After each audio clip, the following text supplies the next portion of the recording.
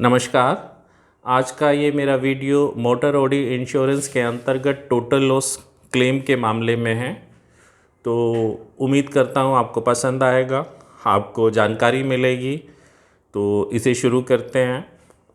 तो हमारे देश में जो गाड़ियाँ हैं, चाहे वो निजी कार हो, टू व्हीलर हो, कमर्शियल गाड़ी हो या और अन्य मिसलेनियस टाइप के व्हीकल हों, उनके लिए जो लोग बीमा पॉलिसी लेते हैं, ओडी कवरेज यानी जो गाड़ी की कवरेज है उसे ओन डैमेज कवरेज कहते हैं, और जो तृतीय पक्ष के लिए होता है उसे लाइबिलिटी कवरेज कहते हैं। तो मैं ये ओडी यानी कि स्वयं गाड़ी की जो क्षति है उसके विषय में ये मेरा वीडियो है, और ये है टोटल लॉस के विषय में। तो बहुत बार मैंने देखा है, महसूस किया है कि बहुत से लोगों को motor OD insurance claim settlement के मामले में बीमा कंपनी की तरफ से दिक्कतें आती हैं। तो उन दिक्कतों का सामना कैसे किया जाए, तो उसका सबसे एक मेन कारण है कि सामान्य जो आम बीमा धारक ग्राहक है उसे इंश्योरेंस के बारे में या ये total loss, constructive total loss term का सही से ज्ञान नहीं होता, और इस वजह से उसको सही से क्लेम डीलिंग नहीं मिल पा रही होती है। और कई बार बीमा कंपनी या कुछ अन्य पक्ष लोग उसका इस वजह से शोषण भी करते हैं। कई बार इस तरीके के क्लेम सेटलमेंट में बहुत ज़्यादा या बहुत लंबा समय लगता है। कई बार गलत तरीके से या इलीगल तरीके से क्लेम सेटलमेंट हो रहा होता है। तो इससे हम कैसे बच सकें, तो ये मैं कुछ जानकारियाँ दे रहा हूँ, क्योंकि मेरे पास इस विषय को जानने के लिए सबसे ज़्यादा क्वेरीज आती हैं। मैं पहले भी काफ़ी बार वीडियो बना चुका हूँ, और आज मेरा फिर प्रयास है कि मैं कुछ अच्छे तरीके से, शॉर्ट तरीके से बता सकूं कि लोगों को कैसे डील करना चाहिए। तो जब हमारी गाड़ी कोई भयंकर दुर्घटना हो जाती है या मेजर लॉस हो जाता है और हम गाड़ी को वर्कशॉप पे देते हैं, उसके बाद क्लेम इंटीमेशन करते हैं, बीमा कंपनी के अप्रूव्ड सर्वेयर साहब या कोई और, या बीमा कंपनी का कोई कर्मचारी आपको फ़ोन करके बताता है कि साहब आपकी गाड़ी टोटल लॉस है और ये टोटल लॉस पे सेटल होगी, और आप इस तरीके की कंसेंट दीजिए। या कई बार ऐसा होता है कि बीमा कंपनी कुछ भी नहीं कह रही होती, ना अप्रूव्ड सर्वेयर साहब कुछ कह रहे होते हैं। वर्कशॉप से पता चलता है कि बीमा कंपनी इस गाड़ी को टोटल लॉस करने की दिशा में बढ़ रही है और ये कंसेंट आपको देनी होगी। तो उसके बाद अगर आपको कोई दिक्कत, आपको जानना चाहिए, समझना चाहिए, भले ही चाहे आप टोटल लॉस बेसिस पे क्लेम सेटल कर रहे हैं या नहीं कर रहे हैं, तो आपको प्रोसेस तो पता ही होना चाहिए। सबसे जो इम्पोर्टेंट चीज़ है, आपको आपकी गाड़ी का जो भी रिपेयर एस्टिमेट है उसकी कॉपी आपके पास होनी चाहिए। अगर आपने नहीं ली है तो वर्कशॉप से उसकी एक कॉपी लीजिएगा। वर्कशॉप की जिम्मेदारी है, गाड़ी आपकी है। आप अगर उस एस्टिमेट की कॉपी मांगेंगे तो वर्कशॉप आपको एक कॉपी देगा, डुप्लीकेट कॉपी दे, फ़ोटो कॉपी दे, लेकिन वो देगा। दूसरा, आप उस एस्टीमेट को लेके, आप ठीक है, आप एक बहुत टेक्निकल आदमी नहीं हैं, मान लिए आप एक आम आदमी हैं, तो भी उस एस्टीमेट को लेकर आप वर्कशॉप का जो भी रिप्रेजेंटेटिव है उसके साथ गाड़ी पे जाइए, और उसे जो भी 1, 2, 3 जितने भी पार्ट लिखे हैं उनको आप टिक करके चेक कीजिए कि कितने आपकी गाड़ी में डैमेज हैं या कुछ वैसे ही मांगे हुए हैं। आम तौर पे चलन ये है कि वर्कशॉप जो भी वास्तविक रिपेयर वाली चीज़ें होती हैं या वास्तविक रिपेयर खर्च है, उससे काफ़ी ज़्यादा रिपेयर एस्टीमेट देती है। उनका मानना या कहना ये होता है कि अगर बाद में कोई पार्ट डैमेज निकल गया तो बीमा कंपनी से लेने में दिक्कत आएगी। तो इसलिए वो पहले से पहले जो ठीक भी दिखाई दे रहे हैं, जिनकी संभावना है या बहुत कम संभावना है या नहीं है भी नहीं, तो वो उनकी डिमांड कर लेते हैं। तो इस वजह से आमतौर पे एस्टीमेट ज़्यादा बनता है। तो ये चीज़ हमें चेक करना चाहिए, उससे हमें एक आइडिया लग जाएगा जो भी इंश्योर्ड या उसका रिप्रेजेंटेटिव है कि गाड़ी में कितना लॉस है। दूसरा, हमें जब हमने क्लेम इंटीमेट किया है उसके बाद हमें बीमा कंपनी से या वर्कशॉप से, बीमा कंपनी की जिम्मेदारी है कि वो बताए इस क्लेम केस में किसको उन्होंने, किस अप्रूव्ड सर्वेयर या किस आदमी को अपॉइंट किया है। अगर 50,000 से ज़्यादा रुपये का 50,000 रुपये से ज़्यादा का क्लेम लॉस दायर किया गया है, यानी कि 50,000 रुपये से ज़्यादा एस्टीमेट के साथ क्लेम दर्ज किया है, तो ऐसे क्लेम केस में जो इंश्योरेंस एक्ट है उसके अनुसार एक अप्रूव्ड सर्वेयर को अपॉइंट करना कंपलसरी है और ये जिम्मेदारी बीमा कंपनी की है। वैसे हमारे देश में इंश्योर्ड को भी राइट है कि वो बीमा कंपनी को इंटीमेशन देते समय अपनी मर्जी से एक अप्रूव्ड सर्वेयर को अपॉइंट कर सकता है, लेकिन अगर यह इंश्योर्ड अपनी पसंद से लगाएगा एक अप्रूव्ड सर्वेयर को, तो जो उसकी फ़ीस है वो उसको पे करनी होगी, यानी कि सर्वे फीस का वहन करना होगा। तो अपनी मर्जी पसंद से भी एक एलिजिबल अप्रूव्ड सर्वेयर को इंश्योर्ड अपॉइंट कर सकता है।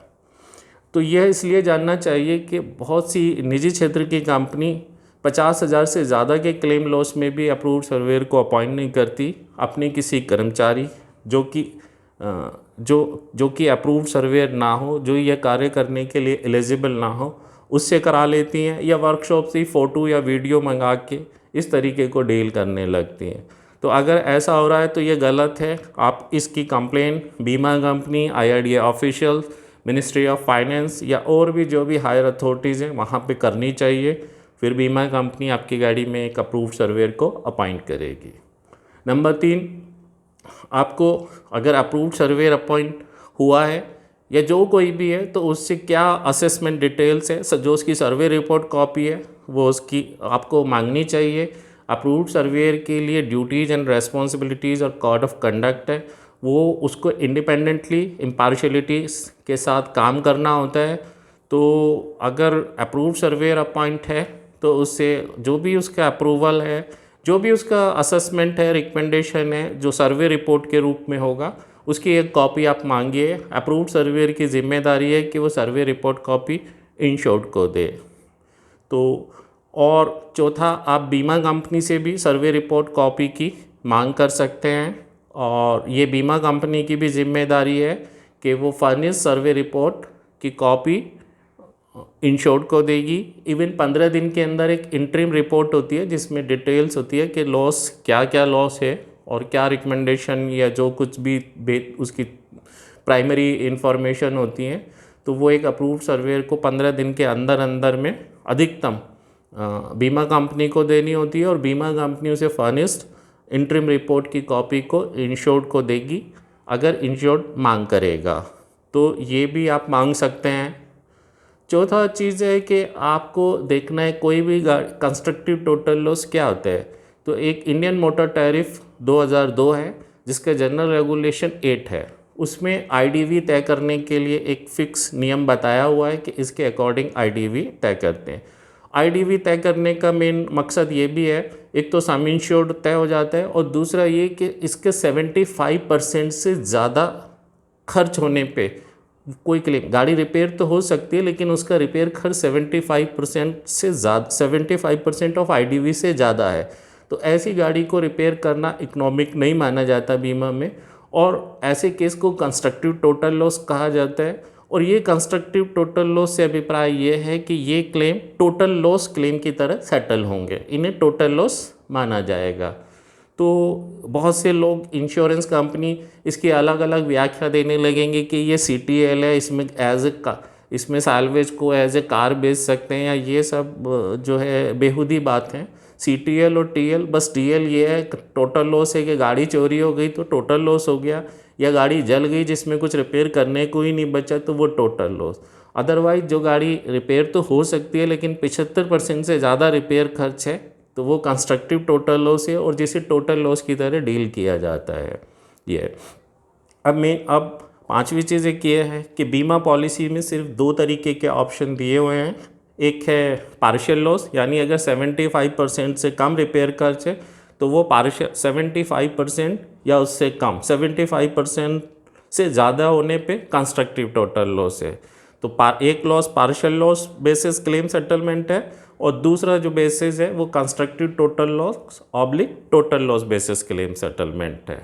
अक्सर आप देखेंगे बीमा कंपनी या सर्वेयर, आप उनसे पूछेंगे साहब क्लेम का क्या रिकमेंडेशन, क्या मोड ऑफ, क्या कौन सा बेसिस पे सेटलमेंट हो रहा है, तो वो बोलेंगे NOS की फुल फॉर्म होती है नेट ऑफ साल्वेज, जबकि नेट ऑफ साल्वेज नामक कोई विकल्प इंश्योरेंस पॉलिसी कॉन्ट्रैक्ट में नहीं है। NOS एक क्लेम इम्बर्समेंट का रीइम्बर्समेंट करने का तरीका है कि साल्वेज की वैल्यू के साथ जो भी उसको क्लेम देना है उसमें साल्वेज वैल्यू को एडजस्ट किया जा सकता है, तो ये NOS है। लेकिन जो बेसिस है क्लेम सेटलमेंट के वो दो ही हैं, पार्शियल लॉस बेसिस और दूसरा है constructive total loss oblique total loss basis. तो ये हमें ध्यान रखना है। इसके बाद यदि हम बीमा कंपनी हमें ज़्यादा सहयोग नहीं कर रही है या सर्वेयर भी कभी कभी सर्वेयर भी बीमा कंपनी की तरफ इंक्लाइंड होते हैं, उनकी इम्पार्शियलिटी कुछ बीमा कंपनी की ओर झुक जाती है, वो सर्वे रिपोर्ट मांगने पे नहीं देते, ऐसा भी स्थिति का आपको सामना करना पड़ सकता है। लेकिन आप ये सब कम्युनिकेशन राइटिंग में कीजिए, ज़बानी करना ठीक नहीं है, सब कुछ राइटिंग में कीजिए जो रिकॉर्डेड हो, तो ये बेहतर रहेगा। तो आप अपनी गाड़ी, अगर आप बीमा कंपनी या अप्रूव सर्वेयर या कोई उनका रिप्रेजेंटेटिव आपको इस तरीके से टोटल लॉस बोलता है और आप नहीं चाहते हैं, तो आप अपनी गाड़ी को वैल्यूएट कीजिए और फिर आप बीमा कंपनी को मेल लिखिए कि साहब मेरी गाड़ी में 75% से कम खर्च है, मेरी गाड़ी से मुझे अटैचमेंट भी है और मैं इस गाड़ी को रिपेयर कराना चाहता हूँ और ये पार्शियल लॉस क्लेम है, तो आप पार्शियल लॉस बेसिस पे क्लेम सेटलमेंट कीजिए। तो ऐसा निवेदन करते हुए बीमा कंपनी और सर्वेयर साहब जो भी हैं उनको मेल कीजिए। बीमा कंपनी सामान्यतः ऐसी केस में जल्दी से मानती नहीं है। उसके बाद आप फिर अगर किसी ने आपको वो विद RC गाड़ी बेचने के लिए कहा है, बीमा कंपनी अधिकांश मामलों में अपनी लाइबिलिटी को कम करने के लिए ज़बरदस्ती कंस्ट्रक्टिव टोटल लॉस या टोटल लॉस डिक्लेयर करने लगती है और साल्वेज बेचने के नाम पे एक गाड़ी के रूप में कबाड़ को बेचती है, यानी कि जो गाड़ी को RC कैंसिलेशन के साथ बेचना चाहिए उसको विद रजिस्ट्रेशन सर्टिफिकेट या विद पेपर्स इस तरीके से बेचने के लिए इंश्योर्ड को कहती है। और कहती भी क्या है, ज़बानी कहती है और लिख के इंश्योर्ड से एफिडेविट के रूप में लेती है, कंसेंट के रूप में, जबकि बीमा कंपनी ने कोई ऑफ़र दिया ही नहीं होता और इंश्योर्ड अधिकांश मामलों में मैंने देखा उनको मालूम ही नहीं होता, वो उस कंसेंट में लिखी चीज़ कोई ऑफ़र समझ लेते हैं, जबकि वो कंसेंट का उन्होंने परफॉर्मा उनको दिया है, भाषा उन्होंने तय की है, लेकिन कंसेंट तो इंश्योर्ड की है। गाड़ी मालिक, गाड़ी की जिम्मेदारी जो भी गाड़ी मालिक इंश्योर्ड है उसकी होती है। बीमा कंपनी कभी नहीं लिख के देती कि इस तरीके से जो प्रोसेस वो अपनाने को वर्बली बता रही होती है सर्वेयर के थ्रू या वर्कशॉप के थ्रू या खुद उनका कर्मचारी ज़बानी, उसको एज इट इज़ लिख के नहीं देगी कि इसे ब्लैंक 29-30 पे साइन करके फला कबाड़ी को इतने रुपए में ऐसे ऐसे बेच देना है। बीमा कंपनी उसे लिखेगी साल्वे, जबकि विद आप अगर 29 और 30 पे साइन करके गाड़ी को बेच रहे हैं तो उसे गाड़ी बेचना कहते हैं। गाड़ी बेचना और कबाड़ बेचने में फ़र्क है। तो मैं खुद एक अप्रूव सर्वेयर हूँ, तो और IRDA की भी गाइडलाइंस है और मोटर व्हीकल एक्ट में भी है, यदि आप कोई गाड़ी टोटल लॉस है और कबाड़ बेच रहे हैं तो RC कैंसिलेशन के साथ ही बेचना चाहिए, मैं उसी की सलाह दूंगा। कभी भी ये इस तरीके से ब्लैंक फॉर्म 29-30 पे साइन करके और एक कबाड़ गाड़ी को एक गाड़ी के रूप में नहीं बेचना चाहिए, क्योंकि इसको फिर उल्टा सीधे इससे इस प्रकार के मामले में इन साल्वेज का मिसयूज़ होता है, होने के चांस होते हैं और कई बार ये चोरी की गाड़ियों में कन्वर्ट हो जाते हैं, चोरी की गाड़ियाँ इनमें कन्वर्ट हो जाती हैं। कई बार उल्टा सीधा करके थर्ड आदमी को, थर्ड पार्टी कोई भी हो, उसको गाड़ी बेच दी जाती है, उसे बिना इन्फॉर्मेशन दिए कि ये पहले जो है भूतकाल में ये गाड़ी टोटल लॉस या टोटल लॉस बेसिस पे सेटल हो चुकी है, तो एक आदमी को ठगी का शिकार होता है और ये सही भी नहीं है। वैसे इन फ्यूचर जो IRDA ने एक वर्किंग ग्रुप बनाया था, उसमें एक कमेटी वर्किंग ग्रुप था, उससे मोटर टैरिफ के सुधार के लिए कुछ सुझाव मांगे गए थे। तो उसमें प्रपोज जो एक सुझाव था वो ये था कि टोटल लॉस बेसिस जो भी क्लेम सेटल होंगे, constructive total loss oblique total loss, वो RC कैंसिलेशन के साथ होंगे, ऐसा बीमा पॉलिसी पे लिख के आएगा। लेकिन इस बात को 2-3 साल हो गए हैं, अभी तक इस पे इम्प्लीमेंट नहीं हुआ, तो अभी ऐसा ही चल रहा है। लेकिन जो पॉलिसी है या जो जनरल रेगुलेशन 8 है उसमें रैक वैल्यू शब्द के लिए लिखा है और रैक वैल्यू कबाड़ वैल्यू होती है, ना कि गाड़ी sale value as a vehicle जो भी है।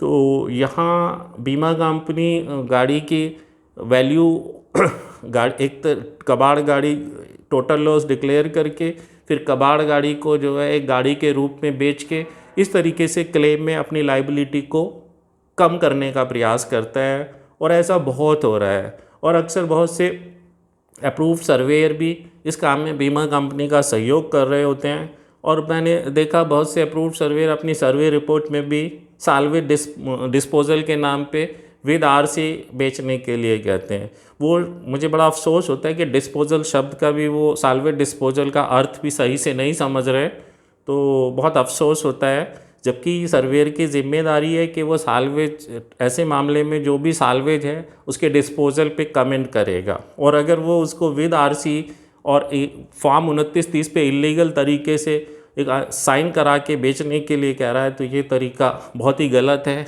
एक अप्रूव्ड सर्वेयर एक जिम्मेदार पोजीशन है, तो उसको ऐसा नहीं करना चाहिए, लेकिन ऐसा हो रहा है, तो ये इसमें बहुत ज़्यादा सुधार की ज़रूरत है। लेकिन अगर आपके साथ ऐसा हो रहा है एक इंश्योर्ड के तौर पे, तो आप इस विषय में पुलिस में आप गूगल से डीजीपी जो भी आप जिस स्टेट में भी हैं वहाँ की, या डिस्ट्रिक्ट जो भी कमिश्नर वगैरह हैं उनकी आईडी ढूंढ के आप ये कंप्लेन कर सकते हैं, और ऐसे मामले में तुरंत ही एक्शन होगा।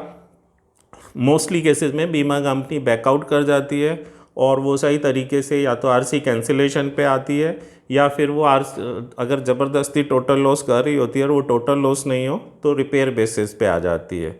अगर इसके बाद आपको तब भी दिक्कत आ रही है और बीमा कंपनी नहीं मान रही है, तो आप अपनी ज़िम्मेदारी पे गाड़ी में रिपेयर का काम शुरू करा सकते हैं। इसके लिए आपके पास वो जो गाड़ी में रिपेयर खर्च है वो पैसा होना चाहिए। आप बीमा कंपनी और सर्वेयर को ईमेल करके कि साहब मेरी गाड़ी में मेरा मानना है 75% से कम खर्च है, और मैं इस गाड़ी को रिपेयर कराने का निर्णय ले रहा हूँ अपनी ज़िम्मेदारी पे, और रिपेयरिंग शुरू करा सकते हैं। शुरू करा दीजिए आप अपनी रिपेयर, और बीमा कंपनी को बोल दीजिए साहब आपने या आपके अप्रूव सर्वेयर ने इसको चेक करना है, तो वो चेक कर सकते हैं। गाड़ी आपकी है, आप गाड़ी के मालिक हैं, बिल्कुल अपनी मर्ज़ी से गाड़ी रिपेयर कराइए, और उसके बाद जब रिपेयर हो जाए तो बीमा कंपनी को आप बिल और सर्वेयर साहब को बिल भेज सकते हैं। वो 75% से कम होगा तो आप बीमा कंपनी से कह सकते हैं साहब मेरी गाड़ी में 75% से कम रिपेयर खर्च है, तो ये पार्शियल लॉस क्लेम है, अब clear cut partial loss claim है, तो मेरा पेमेंट दीजिए। अगर आपको लग रहा है कि वो उस वर्कशॉप में ज़्यादा खर्च है, तो आप किसी लोकल वर्कशॉप में ले जाके अपने खर्च को कम करना चाहते हैं तो आप ये भी कर सकते हैं। एज ए इंश्योर्ड ये आपकी मर्ज़ी है, आप जहाँ चाहे वहाँ गाड़ी को रिपेयर करा सकते हैं, भले ही आपने पहले किसी भी वर्कशॉप का एस्टीमेट दिया हो, इससे कोई फ़र्क नहीं है। हमारे देश में कोई कानून नहीं है कि आपको ऑथोराइज डीलर वर्कशॉप पे ही गाड़ी रिपेयर करानी होगी, ना ऐसे इंश्योरेंस पॉलिसी कॉन्ट्रैक्ट में कोई कंडीशन है। तो आप बाहर अगर कोई आप पुराने पार्ट्स भी, रिकंडीशन पार्ट भी इस्तेमाल कर सकते हैं। जो भी आप पार्ट इस्तेमाल करेंगे वो आपको क्लेम इंडेमनिफिकेशन में मिले, उनका जो भी वैल्यू है वो आपको मिलेगी। तो इस तरीके से आप अपने खर्च को कम कर सकते हैं और इस तरीके से भी रिपेयर करा सकते हैं। मोस्टली कंपनी जब गाड़ी 75% से कम में खर्च में रिपेयर हो जाती है तो वो partial loss basis claim settlement के लिए तैयार हो जाती है।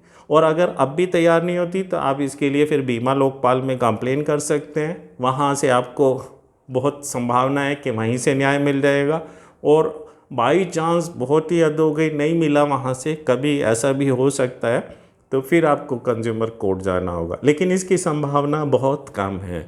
तो ऐसे आप अपने क्लेम का हक ले सकते हैं। आपको अपनी लड़ाई लड़नी होगी और आपको थोड़ा जागरूक होना होगा। आपको राइटिंग में कम्युनिकेशन करना होगा। आपको protection of policy holder interest gazette notification 2017 है, उसमें जनरल इंश्योरेंस क्लेम के लिए तय गाइडलाइंस हैं, 10 पॉइंट हैं, आपको उनको जानना होगा। आपको देखना होगा कि बीमा कंपनी और अप्रूव्ड सर्वेयर ने उन 10 पॉइंट्स में से किस किस का वायलेशन किया। जिसका वायलेशन किया उसके लिए आपको कंप्लेन करनी होगी। जब आप प्रॉपर कंप्लेन करेंगे तो बीमा कंपनी उनको रेक्टिफाई करने की कोशिश करेगी और थोड़ा जागरूक होगी। तो इस तरीके से आप अपने टोटल लॉस क्लेम को बेहतर तरीके से, सही तरीके से सेटल कर सकते हैं। तो ये जानकारी आपको होनी चाहिए। अगर आप इस तरीके से, आपके जानने वाले किसी का इस तरीके का क्लेम है तो आप बड़े आराम से, आप सही तरीके से क्लेम, अपना वाजिब क्लेम हक ले सकते हैं। तो ये मेरा एक प्रयास था। फिर से उम्मीद करता हूँ कि आपको इससे जानकारी मिलेगी, किसी न किसी के काम आएगा, यही मेरा प्रयास है। और इस वीडियो को अब यहीं विराम देते हैं। नमस्कार।